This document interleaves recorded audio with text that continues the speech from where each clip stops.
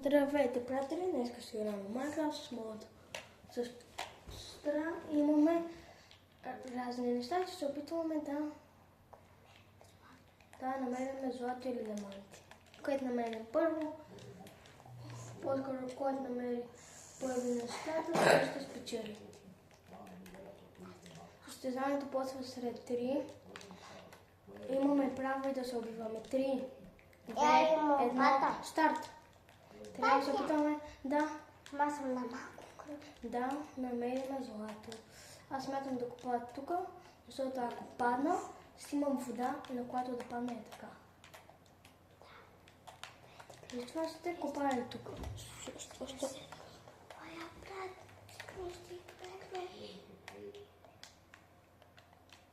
Ето, намерихме водата, която може да ни спаси.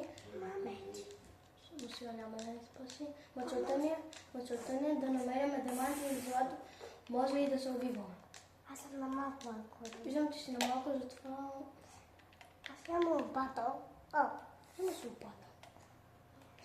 Намерих айрон. Защо айрон? Ще го изкопая. Ще много тебе. И ще си неща, защото тя сама реши да се хвали дупката, а не да се бира нещата. Чухо, че аз правя